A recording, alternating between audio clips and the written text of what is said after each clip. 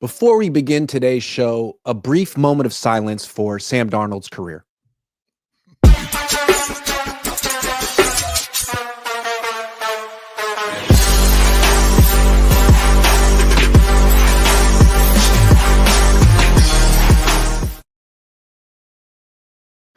Welcome to the Cohn Zone, a special afternoon edition of the Cohn Zone. That's Lowell Cohn. I'm Grant Cohn. Niners are out of it. We're at home watching. And there haven't been that many good games yet. There's been a lot of humiliating blowouts, and the teams losing either have very expensive quarterbacks or guys who were supposed to make a lot of money.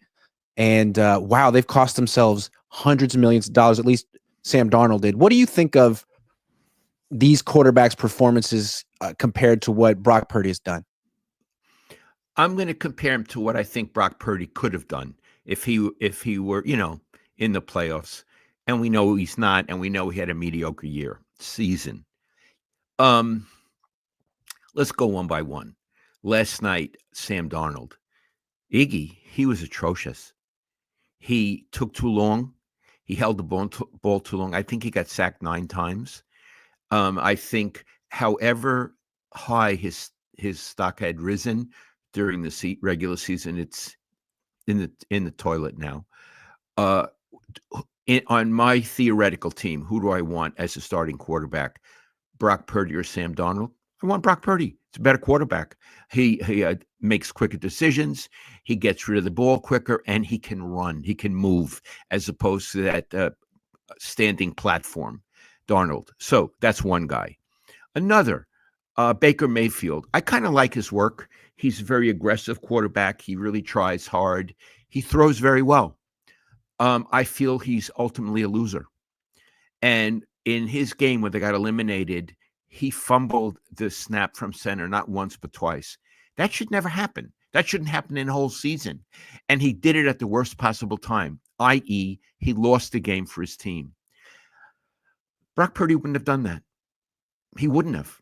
I would rather see Baker Mayfield throw an interception than do what he did, fumbling the snaps. So I think I'd rather have Brock Purdy than him. I think he's more of a winner than Baker Mayfield. And the guy up in Green Bay, Jordan Love, he's very gifted, Iggy. He's a very gifted quarterback, but he's not ready yet. He doesn't have the poise under fire that I think he should have. So on my theoretical team, I want Brock Purdy over him too. How do you feel about what I've said? I understand why you say it. It's reasonable. It's arguable. My thing with Brock is I feel like people still don't know what to make of this year, why it was so bad. He was really good in the past, and he gets credit for that. And these quarterbacks that you just named haven't had seasons like the one Brock's had, so Brock's better. But the thing with Brock is that he got to play with the Offensive Player of the Year in his prime. And once that guy was gone or hurt, Brock couldn't be a complimentary piece anymore, which I believe he was in 2022 and 2023. He had to be the man, and he had these opportunities at the end of games to like win the game, and he lost them. So, he probably wouldn't have choked the way those 3 quarterbacks choked, but he also didn't make the playoffs, and he's a big reason that his team didn't make the playoffs. So I don't know what to make of that. I understand what you're saying. You're saying it's like the verdict is out on him. Maybe the verdict is in on Baker Mayfield and Darnold, not Love. I don't think the verdict is in on Love yet. But you're saying there are still question marks about Purdy. Is he a really good quarterback who had an off season, or did he decline to the mean? Is he really this quarterback, especially without someone like McCaffrey? I understand. I would still take him over those 3 quarterbacks today. Would you? I'd take him. Let's go one by one. I would take him over Darnold. I was talking myself into Darnold for the last few months, and then he really fell apart. It wasn't all his fault, but I think we could see he has no pocket presence. He has no feel or awareness for the pressure around him. He doesn't step up in the pocket. He holds the ball too long, and he kind of wanders into pressure. Again, it wasn't all his fault, but you could hear Troy Aikman get annoyed with him during the – Absolutely, yeah. So Brock Purdy doesn't have a better arm than Sam Darnold, but he has a much better feel for navigating pressure and moving around in the pocket and buying time, and he's more mobile. And that's a big deal. So I would take him over Darnold. I'm not even talking about how much money I'd pay him. Baker, man, I still think I'd take him. I still think I'd take Baker over him. Brock Purdy has fumbled passes in the rain because his hands aren't big enough. He has his own little moments. And then Jordan Love, I think they're similar in that both teams don't really want either guy throwing more than 30 passes because they'll throw picks. And one guy's just got a little bit bigger of an arm. So I think I might go Jordan Love too. But I do think that the Niners and the Packers both are built around not having their quarterbacks throw that much, which is strange. Right. And the two head coaches are, joined at the hip in terms or at the brain. Regular season, when he throws 29 or fewer passes, 18-3. When he throws Who's that? Purdy. Okay. 29 or fewer passes, he's 18-3. When he throws 30 or more, he's 5-10. That's interesting. It's interesting. So they got a formula. They run the ball. They play good defense. He wins. But yeah, I think that's probably the same formula with the quarterbacks you just named. I would add one other thing, Iggy. The fact that we're comparing Brock Purdy to those three guys shows how much he's fallen. Right. It's not like there's some YouTube channel for the Bengals out there somewhere where a father and son are talking about whether Joe Burrow's as good as Baker Mayfield. Right. I don't have to have that discussion. There is an echelon of quarterbacks that they're just great. They're wonderful. Joe Burrow is one of them, and we could name more, obviously. And Brock Purdy is not in that discussion at all. Well, the reason this is such a discussion right now is because the guys we just named, in particular, Love, is making $55 million a year. Darnold was on the way to getting a lot of that money. Justin Herbert's making $52 million a year. He threw 4 picks and lost. And I think a lot of people are saying, well, if those guys who make all that money can't do squat in the playoffs, then Purdy must be worth all that money too. So I don't know if you look at it that way, but that's sort of the context right now from Niner fans. This thing about how much money Purdy's going to make is very theoretical, and we've sort of talked a lot about it. I'd be very interested to see what the Niners do, just because somebody like the guy in Tennessee, how much does he earn? Tennessee, whatever that guy, Jacksonville, Trevor Lawrence. What does he earn? Too much. 55, something like that. 55. Yeah, I mean, it's ridiculous. So just because he set the standard or is near it, you see, I forget him so much. I don't even know what team. I can't stand his work, Iggy. I can't. So it is Purdy capable of being as bad as Trevor Lawrence? Sure. So therefore, should he get $55 million? I don't know. That's up to the 49ers. It's their money. The only thing is if they wreck their team even more, which they've wrecked it a lot, if they wreck it even more by paying this kid, that would be very bad. My mom would say in Yiddish, it'd be a shande. It would be a shame. But if the Niners can afford it, fine. I don't care. It's not my money. But what I'm saying is Purdy, we're no longer comparing him to Burrow or Josh Allen or Lamar Jackson or Patrick Mahomes, where he's 1 or 2 levels down from those guys in our discussion. We're comparing him to Baker Mayfield. We're comparing him to losers. See, someone crashes and burns, and people are like, "Oh, he screwed up this year too," which implies that Brock screwed up this year. Absolutely, he had what we gave him when we gave the grades. I gave him a C, and you gave him a D, and your D was plausible. I can't argue with it. Yeah. So pointing out other people who had, it's very interesting too how a guy can like Darnold can have a 14-3 season and a bad week 18, a horrendous playoff game, and it's like none of that stuff matters at all. He is exactly who we thought he was. Absolutely. And I would be very curious to see what Minnesota does with him. I think they're going to get rid of him. I think they're going to get rid of him too. So we're watching these games. Last night we were watching and you said, who do you think's going to win? I said the Rams. You said the Vikings. We were both surprised to see the Rams handle it so easily. They really improved steadily as the season went on. That defense looks really good. How would you compare their outlook going forward to the Niners?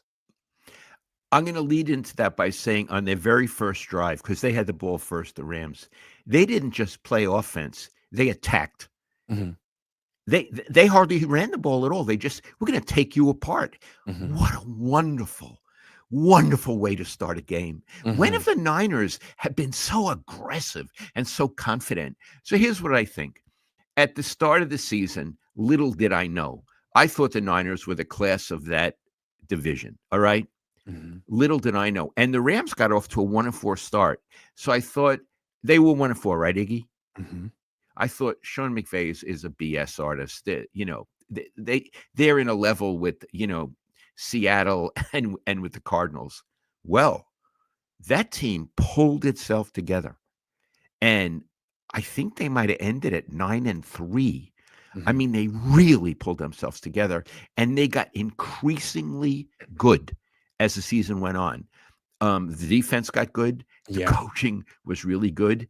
They have an excellent quarterback who has some limitations, but he's the best quarterback in the division. And it's not even close, Icky. It's not even close. They can run the ball. They have a great wide receiver and a very good tight end. And Iggy, most important, they have a together culture. They Yeah. have a strict coach. They have a team that's not pulling themselves apart. So as the Rams rose, the 49ers fell. Yeah. One up, one down. Okay, the 49ers had injuries. Yes. These guys had injuries too. They started the season without their top two receivers. They had injuries too. Detroit, they had to redo their whole defense. Teams get injuries. I'm so tired of the 49ers injuries. The fact of the matter is,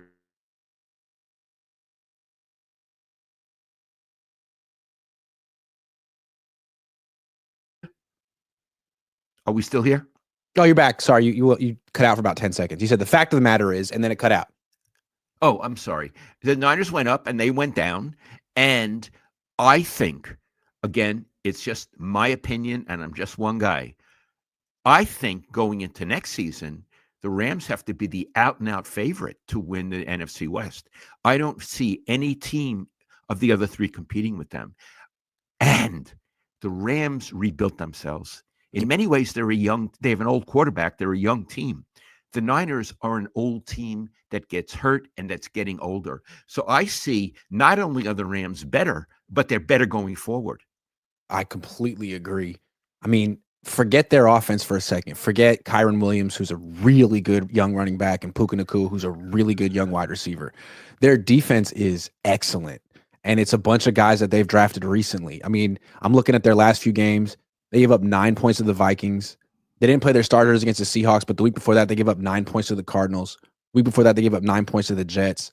Week before that, they gave up 6 points to the Niners.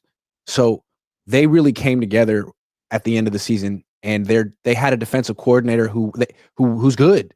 They promoted this Chris Shula guy who has been a assistant for them for a while. He became a defensive coordinator this year, and he's good as opposed to the Niners guy that they promoted who they fired. That's another Right. one. That happened. Now, Mhm. I don't know if the Rams are going to they're going to play Philly, right? I don't know if they're going to beat Philly. Philly's a good squad, Mhm. but they've already into the next round. Mhm. They didn't get one and done. Mhm. So I am really impressed what they did. And I live on the West Coast now. I was proud that a West Coast team did well. Absolutely. I mean, and again, like they have, I don't know how much longer they got Stafford. He's still really good, but they have Kyron Williams. He's 24 years old, and he's one hell of a running back. Uh, McCaffrey's really good too, but he's going to be 29 next season. And Puka Nacua is better than any wide receiver the Niners have. I'd say as far as Puka Nacua is concerned, there's no question. He's Yeah, better than any wide receiver the Niners have. Yes, yeah, I agree. So, I'm not pushing the Rams. I don't cover any team anymore, but because of you, I have an interest in the 49ers.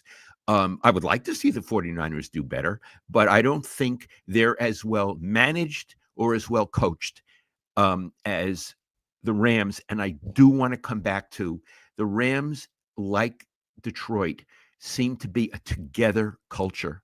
And there are too many things that we've noticed about bad behavior on the 49ers. And if we're noticing bad behavior, there's more that we don't know about. I feel reasonably sure of that. yeah. We don't see that stuff from the Rams. Never.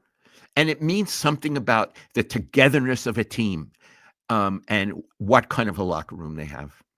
Yeah, and I think that's probably a symptom of keeping the same group of players together that long. There's like 10 or 11 guys who've been on this team and gotten paid and lost Super Bowls and have a lot of resentment.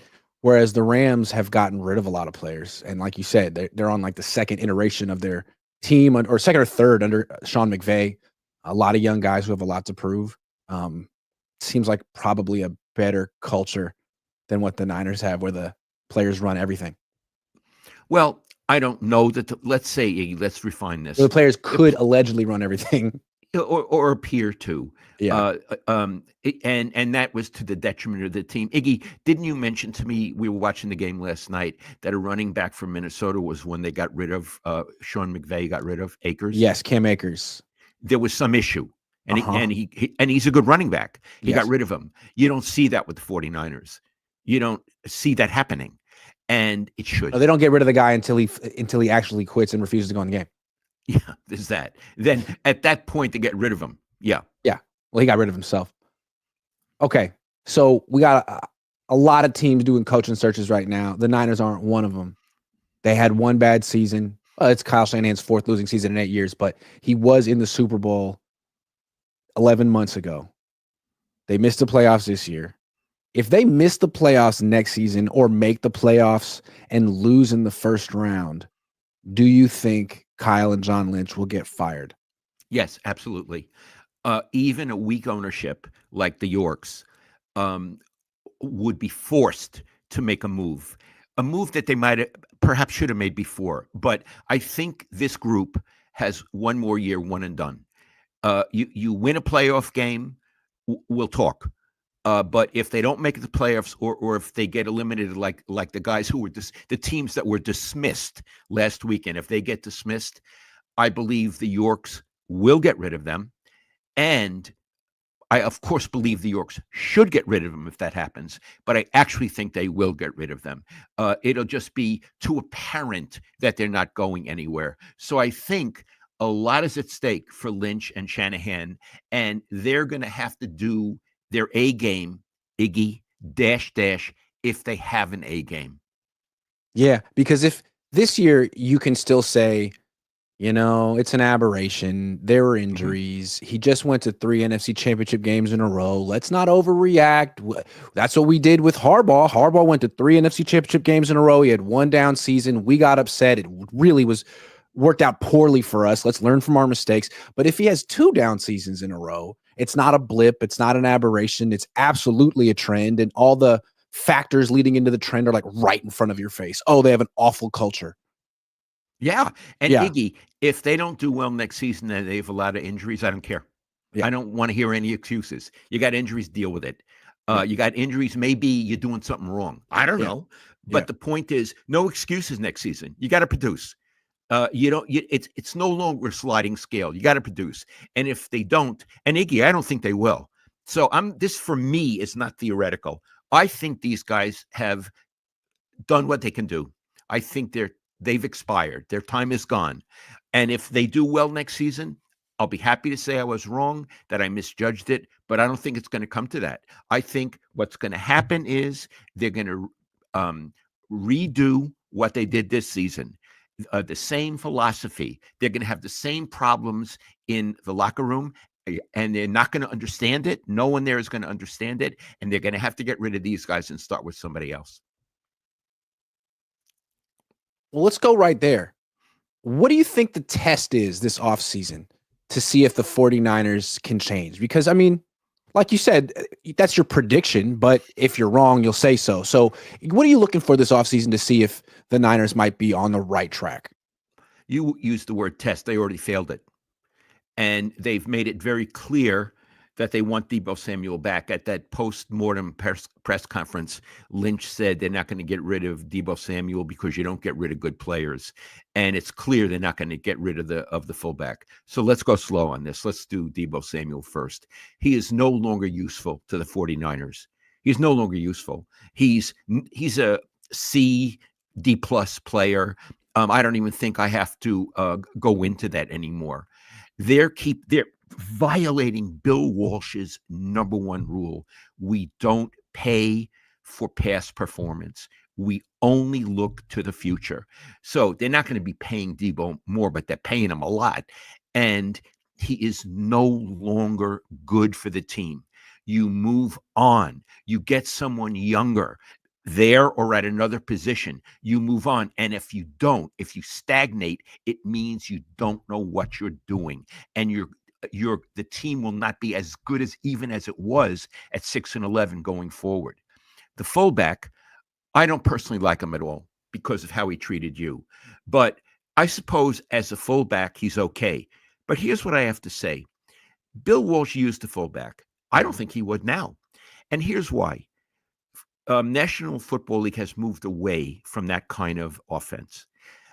I not only think Bill would have moved away with the league, he would have led the league away. He was always reinventing himself. He used to sit, and I used to see him staring off into space, and he was imagining plays, seeing them, and he was brilliant at that. I don't think he'd run. Yeah, he wasn't thinking about how do I take the NFL back 20 years. Right. Yeah, it was better then. Yeah, and how am I going to want a throwback offense? I want Tom Rathman back. He wouldn't have done that. So the fact that Kyle insists on keeping a fullback, and a lot of teams, most teams don't, tells me his thinking is rigid and stagnated, and he's not moving forward. So this is for me a litmus. Is he going to keep these two anachronisms of players, or is he going to move forward? And he already flunked the test. Terrible that either of those or both will be on the team next season. Iggy, terrible. Yeah, it is terrible. I mean, with Debo, like we saw it from the Super Bowl all the way through the season. There is no role for him in the offense. He's not one of the best wide receivers. He's not one of the best running backs, but they pay him so much that they spend so many snaps trying to get him involved, and it's to the detriment of the entire team. And then with Juszczyk, like he's been here forever, and he's never been a big producer. He's not someone you can hand the ball to with confidence, and he's not someone that you would throw the ball to. I mean, he's 6th or 7th on the list of people you would want to throw the ball to. So it's like, what exactly is his role? He's a blocker, but not necessarily like one of the better blockers. He can do a little bit of everything, but nothing dominantly. Whereas if you had another wide receiver starting, he'd at least be a real threat as a receiver. Or if you had another tight end starting, he would be a real threat as a receiver, in addition to being a blocking specialist as well. And that's just not Juszczyk. It seems like as talented as the Niners are, they always have one or two guys on the field that are doing nothing. Iggy, I agree with you. When the Niners play offense, they play with 10 men. So, yes, absolutely. One guy's totally window dressing. Mm-hmm. And once you figure it out, it makes it kind of easier playing 11 on 10. Yeah. So again, Juszczyk, maybe he was, I'm sure he was serviceable at one point, but not now. His sell-by date is over. A good coach like Bill Walsh he would excise him from the team, and Debo, and he would do it with a smile. Thanks guys. Thanks for your contribution. We're moving on now. Yeah, we're going in a new direction.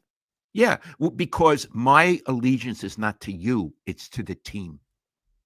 Yeah, Juszczyk represented what the offense was 5 years ago. Debo represented what the offense was 3 years ago, but it's not working anymore. You guys are old and overpaid. We're going in a brand new direction that the league isn't going to see coming. Sorry, go have the twilight years of your career somewhere else. I'm sure McDaniel would love to have you, or D'Amico.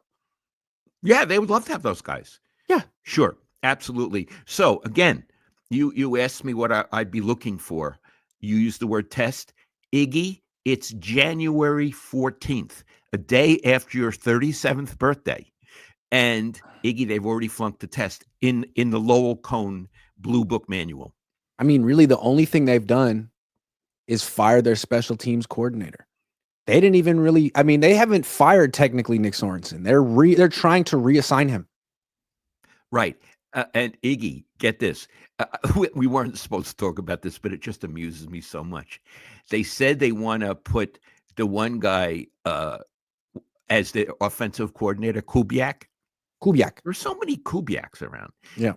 One of the Kubiaks. And then it turns out you're not allowed to just do that. You No. actually have to do a search. So here's what I want to say.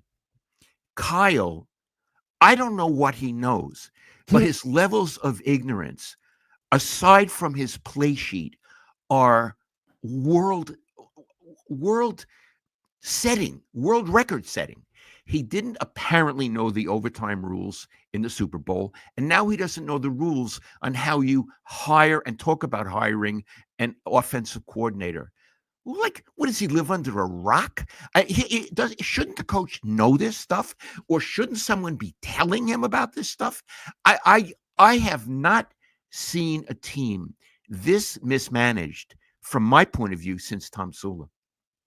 See, this is why I think the Niners want Kyle Shanahan to promote an offensive coordinator. I don't know. It seems like something that would be a solution. Okay, he spread a little thin. Let's let him focus on being the job that we hired him to be. Let's let him focus on being a head coach, hire an offensive coordinator. I think this is why he should really delegate the play calling, because he's good at it sometimes, but it seems like an all-encompassing job that you have that requires 100% of your mental attention. And if you're giving all of your attention to the next play call, the next play sequence, you're going to miss these details consistently, whether it's a rule for overtime or it's a rule for the process of hiring a coach. It's always going to be something that's an oversight of yours. Whereas you don't have oversights with the details of your X's and O's. He's got to delegate that, or else he could do what Sean McVay did and hire a coach who is 100% dedicated to when to go for it on fourth down, when to use a timeout, the clock, when to challenge. The Rams literally have a game management coordinator, and his name is John Stryker, and they hired him last year. Kyle could do that, but he's got to do something. Iggy, I loved the second idea, hiring a game management coordinator, because Kyle is lost in the world of his plays. And Yes. he's like a poker player. He's thinking 2 plays, 3 plays, 4 plays ahead, or a chess player. He's thinking that way. God love him. But there are other details in the game. And Kyle shouldn't have to think about that stuff.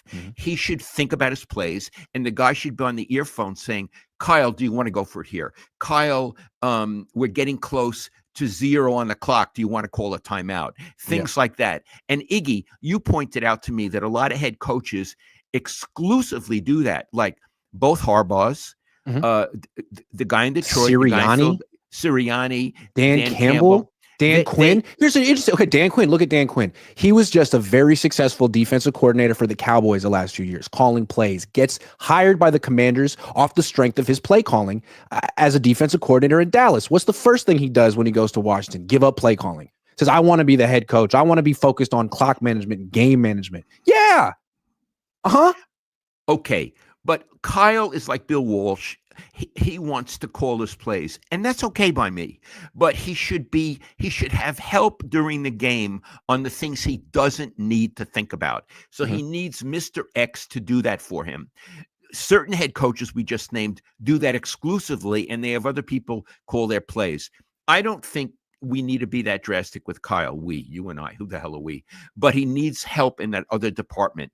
And Iggy, do we know if he has help in that department? I don't know that he does have help in another department. Let's look at the 2 coaches who have help in that department. The 2 coaches who are currently alive in the playoffs who call offensive plays: Sean McVay, Andy Reid. In Sean McVay's case, we just laid it out. He's got a game management coordinator. That's smart. In Andy Reid's case, he has an offensive coordinator, Matt Nagy, who calls plays sometimes. So Andy Reid, I mean, he's one of the all-time great coaches. He can handle it. He can handle all the duties like Bill Walsh could. But there are certain times in the games where he needs to focus on bigger picture things, and he absolutely will delegate to Matt Nagy, and you'll see Matt Nagy being the one communicating to Patrick Mahomes.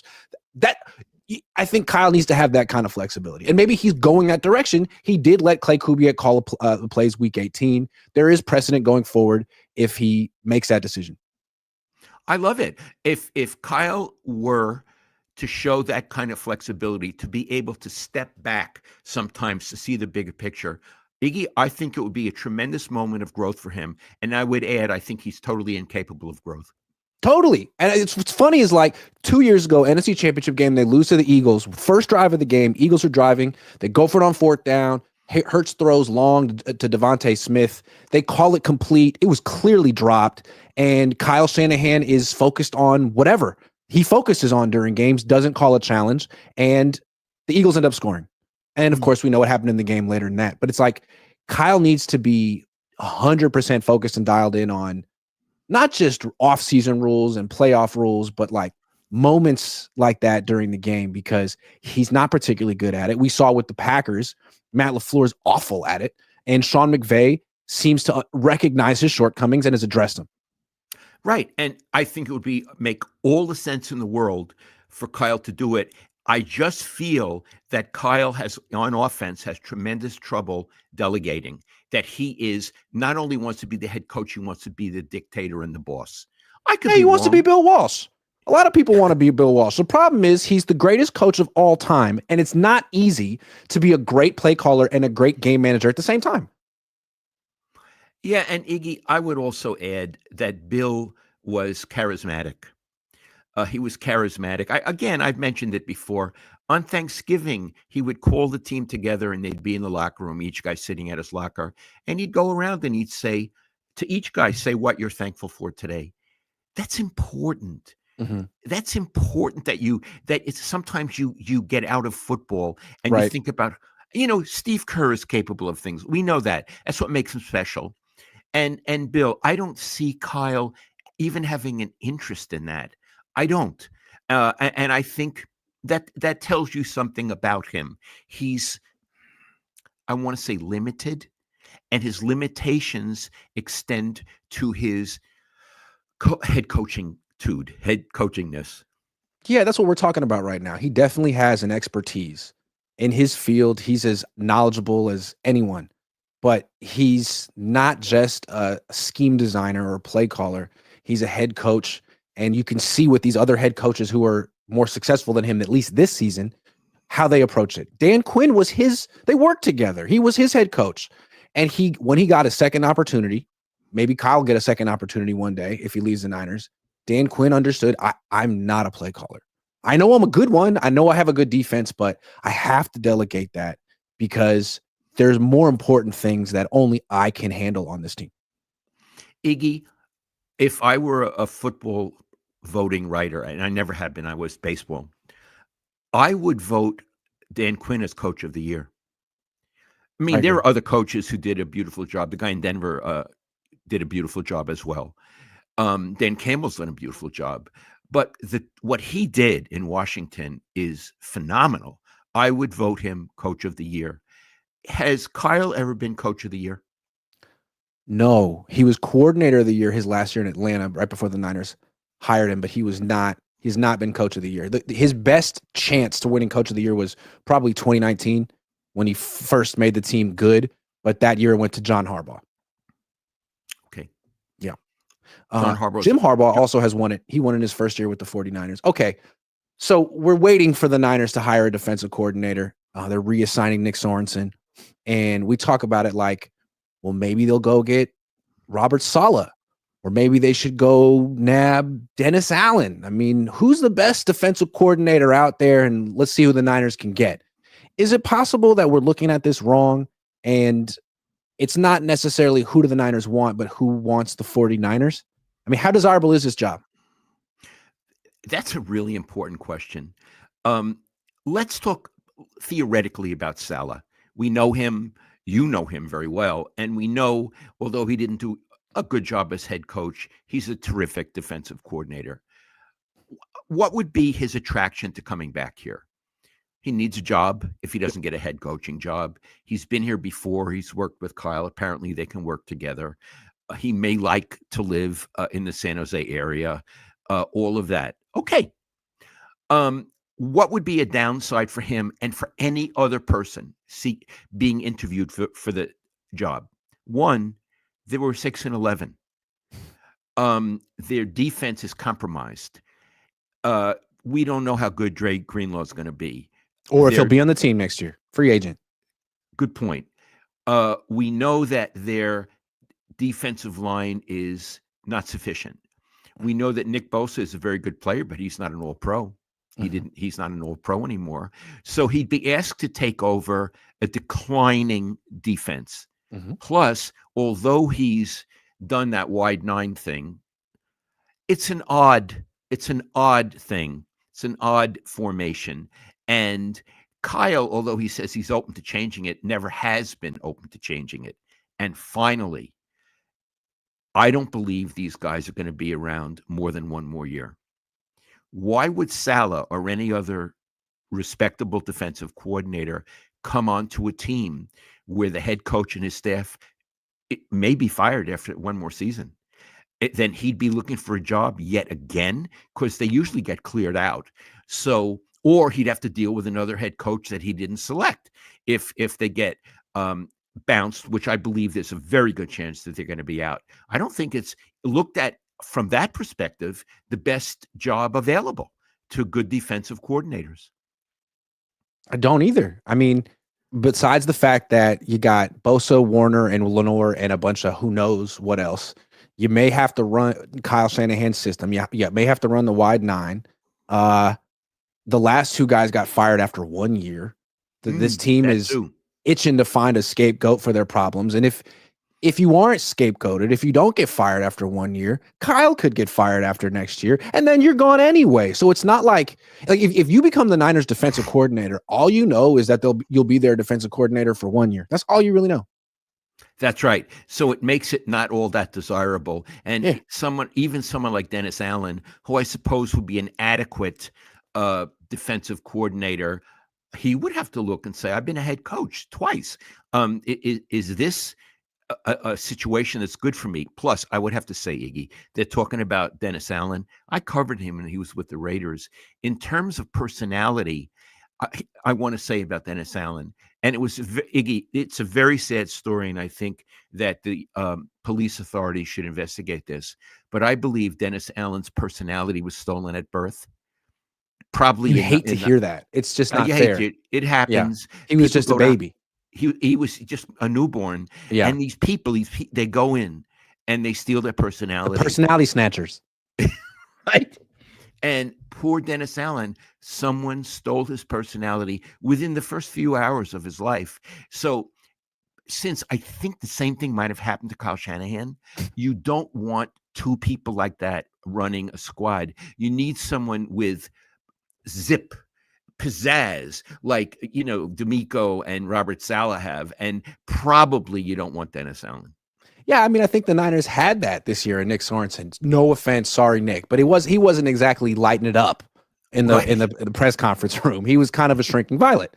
And I don't know if Dennis Allen is a shrinking violet, but he's the kind of guy where if you were walking past him in a hallway, you probably wouldn't make eye contact or say hello. You'd be thinking about things.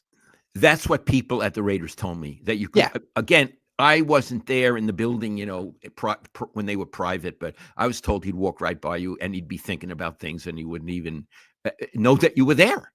Now, by the way, Brian Sabian was like that too. So people are like that.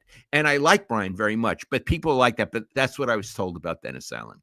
It seems like he'd be a good defensive coordinator for a coach who's a big personality, or who's like Sean Payton or Jim Harbaugh or Dan Campbell. But for Kyle, it seems like a bad fit. I think so. I think you need someone as defensive coordinator who actually displays passion that he actually feels. Displays passion that he actually feels. I like that. Kyle can't display passion, and I'm not sure that he feels any. I would say it's questionable on both. Well, first of all, I've never seen him display it, but whether he feels it, I have no idea. On television this weekend, Fred Warner was like a guest on some of those pregame shows, and they were asking him about D'Amico, who had that big win. And Fred Warner, who played for D'Amico for a few years, called D'Amico one of the truest leaders of men he's ever been around. And one of the people were like, well, what do you mean by that? And he said, well, I mean, you see him on the sideline. Name one other coach who runs around up and down the sideline with that level of energy and passion. I was thinking, yeah, well, definitely not your coach. Yeah, we don't know if he meant it as a comparison, but certainly it's a comparison you could make. And what he said was quite an endorsement of D'Amico Ryans, who happens not to be his coach anymore. I mean, if Fred Warner is smart enough to look at D'Amico, recognize what D'Amico's doing, verbalize it. You don't think it crosses his mind that his own coach is quite different? I mean, we'll never know. I just feel like Fred's pretty smart, dude. Yeah, and the other thing, he never says anything he doesn't mean. He's Correct. very careful. Yes. So if he said it, he probably understood the implications. Now, Yeah. maybe he only took them as far as Sorensen and Sure. Wilkes. Maybe he didn't apply them to the head. It's true. Maybe he feels that Kyle Shanahan's an incredible asset to the organization, and what they need is a defensive coordinator who brings those qualities. And there's some truth to that because they had success with that formula. Very much so. Yeah. Anoop says Niners roster is poor. I count that they need at least 25 quality players across the board. Where will they get this in one off season? Lynch has failed. 25. Wow, that's a big number. And you can't do it in one off season. Bill Kennedy says, just read that Tennessee may want to trade number 1 pick for Purdy. Thoughts? Where would Purdy go in the draft? I just Googled this real quick to make sure that this isn't like a report from Schefter. I saw someone write an article that's saying that the Titans should trade the number 1 pick for Purdy, but I don't know that that's actually being discussed. What do you think? Do you think the Niners get the number 1 pick in the draft for Brock Purdy? No way. I think Iggy. I think that for Purdy they'd get a 3rd rounder. Ooh. Yeah. Ooh. Yeah, I would have to agree with that. That's pretty sobering. Noah says, I do not think Purdy can elevate players and Kyle enough to win a Super Bowl. Kyle needs a quarterback that can do this. I don't think Kyle will allow that quarterback on the team. I hope I am proven wrong by one of them. That's a very interesting comment. And the sentence, I don't think Kyle will allow that quarterback on the team. There may be some validity to that. That's true. It does seem like, although Purdy's a good quarterback, that all the talent he had around him last year elevated him. And I'm not sure in the future when he's making a ton of money and the team isn't great and he has to elevate the team. I mean, he couldn't do it this year. Maybe he'll be able to do it in the future. But what I'm pointing out is it's not even clear Kyle wants a superstar at quarterback, because what he wants is a guy he can totally manipulate. You do this, you look at here, you look there, as opposed to, imagine if he had Tom Brady and Tom Brady said, I don't like these 2 plays. I'm going to call this play. Now you got problems. He may not want a quarterback like that. Imagine if he had Matthew Stafford. We just watched Stafford last night. Yeah. And what's interesting about Stafford, I heard before the Rams got him, that from a source connected to Stafford, that Stafford's camp was under the impression that he was going to be going to the Niners. He was a little bit on the fence about it and didn't really know about the area. And it's a little left wing, but he was under the impression that he was going to be coming to the Niners, at least short term. And apparently, Kyle dilly-dallied, and Sean McVay got on it and made it happen. Where Kyle was, I don't know if he was thinking about it or waiting for the right time to make the call, but McVay just beat him to the punch. Now, this is an unconfirmed report. So it's an interesting possibility. Yes. We're not saying that it was true, but it's interesting to contemplate. And if it were true, it wouldn't surprise me. Tony B says Saleh could assume head coach after Kyle is gone. Is that one thing that could make the job potentially appealing to Robert Saleh if Jed York says, hey, look, man, I mean, we really like the work you did here. We were sorry to see you go. We really realize that you kind of built the culture here. And if things don't work out with Kyle, you would be on our short list to replace him. Do you think Saleh is that strategic? Yes. Well, that's interesting. I love it. Saleh is one of the most strategic people I've ever met in my life. He is, isn't he? Yes. He's a lovely man who is several moves ahead of you, right? Yeah, and he is a chess guy. So he is several moves ahead. But I still like him. Yeah. Paul Tilton says, Happy New Year, Cones. Thanks for the show. Thank you, Paul. Remember, for 35 months, thank you. Ryan Hart, Kyle needs an energy guy on the defensive side like Saleh while his face is in his play sheet. Together, great team. And a game management coordinator. If they get all 3, they could do it. If they get all 3, maybe they could do it. They get all 3, an offensive line, a defensive line, and a quarterback who will push back on Kyle. Iggy, just look at the Eagles. They have a really good offensive line and a really good defensive line. it makes all the difference in the world. Jalen Hurts is a mediocre quarterback to me, but Mhm. he can do very well behind that offensive line. If Kyle cared anything about the offensive line, I think Purdy would have had a better season. Yeah, and what's so interesting about the Eagles too is like they've had this formula for a long time. They had Carson Wentz playing at a high level behind a good offensive line. Then he went down. They won a Super Bowl with Nick freaking Foles behind a good offensive line. Hurts Yeah, is not a great quarterback, but they win with him. Then he gets hurt. Kenny Pickett, who was awful in Pittsburgh, he yeah, wins. Then he gets hurt. Tanner McKee from Stanford plays great. It seems like having a really good offensive line makes a big difference. yeah. I mean, duh, right? But the memo never got down to Santa Clara. That's why you have to lay it out like that. It's like, hey guys, I know that you've kind of decided that it's passe to invest in this, but it seems like the most important position. Especially Yeah, like if your quarterback is Patrick Mahomes, if you have a Hall of Fame quarterback, maybe you can skimp on an offensive line because the guy can, like, I don't know, get rid of the ball really fast or avoid pressure. But if your quarterback isn't great, maybe give him a great offensive line and it'll make him look better than he is. yeah. Yeah. So, whenever people ask Kyle about, do you want to improve the offensive line? Whatever you talk about, perhaps changing or possible deficiency, he always tells you he's got it covered. Don't worry about it. I got it covered. So he's got the offensive line covered. He'll get the Yeah. kid killed, He's but got it covered. has the offensive line. He's, as we'd say in Brooklyn, he's a coverer. One of the funny things about Kaepernick too, when you look back at like Collins' brief run as a really good player, people say like the league caught up to him and figured him out. Yeah, that's true. A big reason he was so effective in the first place is that he was playing behind the best offensive line in football. And over time, they lost players and he was not playing behind the best offensive line. It's like, oh, this is what he really is. Yeah, both Harbaughs appreciate the need for a good offensive line and a good defensive line. They understand that. And you know what, Iggy? That's basic football. That's football Yeah, it 101. is. You probably heard it, but you may not remember it.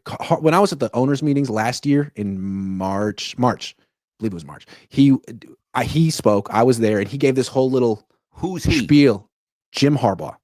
It was his first, press conference, kind of coming back to the NFL, and he gave a whole thing about the importance of the offensive line. It was so poetic. He said, it's the only position group on a team that everyone else relies on to be good. Like it can make the running back better. It can make the quarterback better. It can help the defense out by sustaining long drives. But no one else makes the offensive line better. They're on their own. It's not like a good running back makes the offensive line better. Like, no, they're completely on their own. And if they struggle, everyone else struggles. But if they do well, everyone else benefits from it. I love it. I love to. Yeah. Harbaugh, he's so complicated. But one thing, he's an intellectual. People don't understand that. Mm-hmm. Jim's an intellectual. He's so Yep. bright.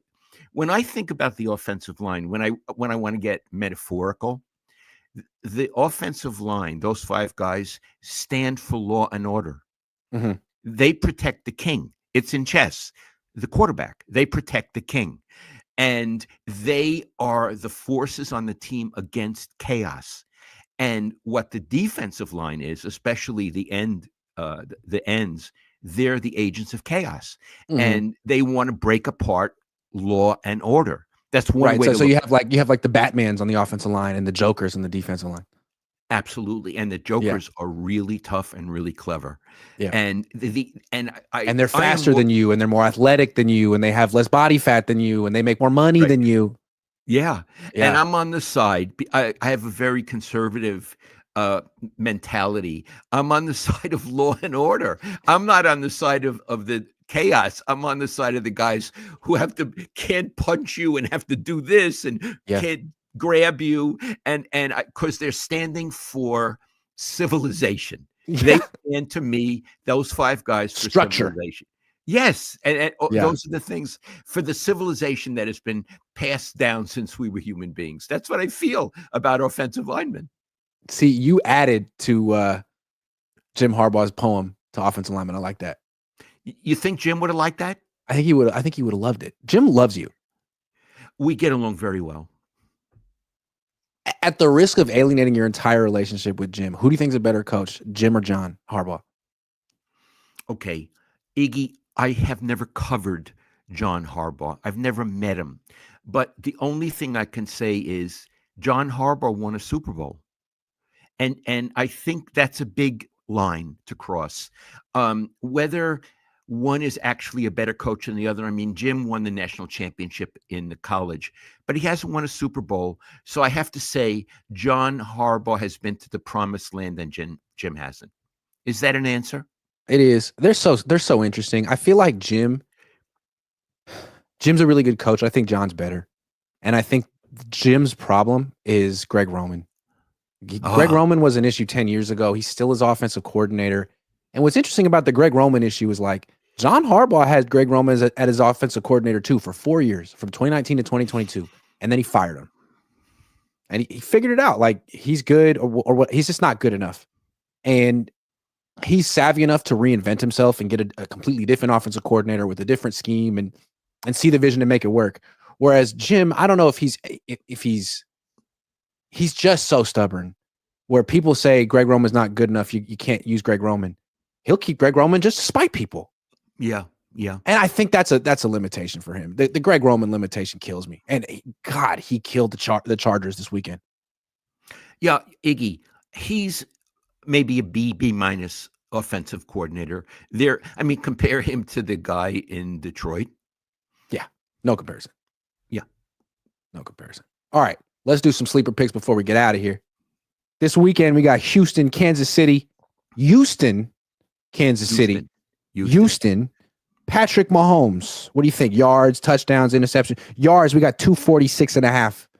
What do you think? More. Houston. All right. Let's do Stroud. What do you think? Interceptions. Will he throw one? Yes. Agree. I agree. Okay, let's go. Let's do more quarterbacks for this weekend. Detroit, Washington, Jaden Daniels. Let's say passing yards, 237.5. More. He's really good.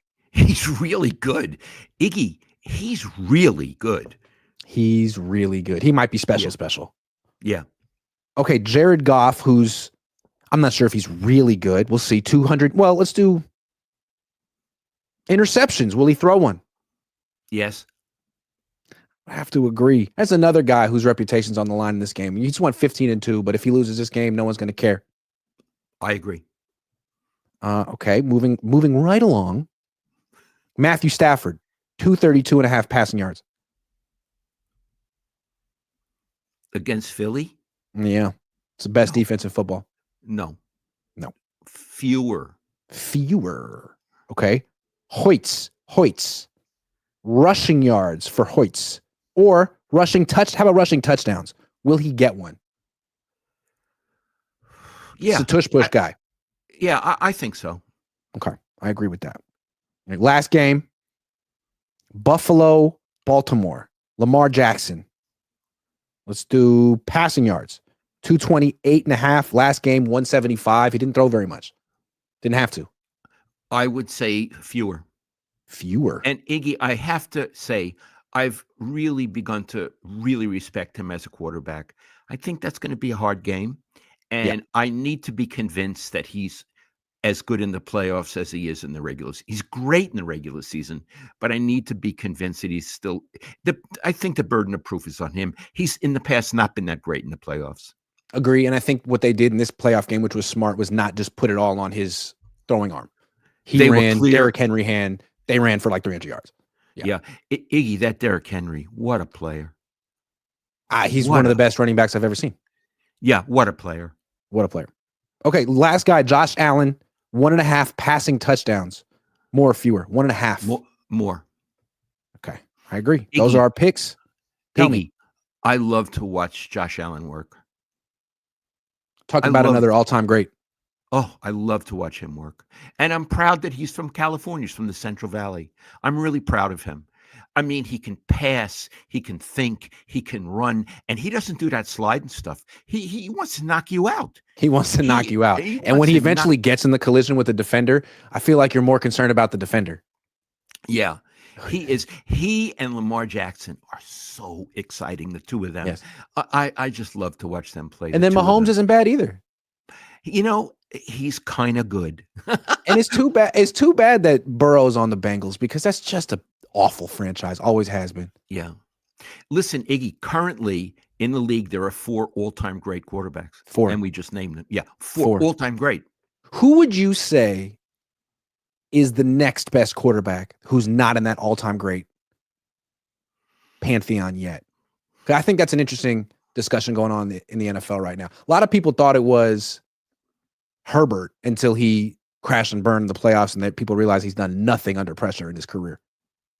Okay. I think the one who has potential to be there is the guy in Washington.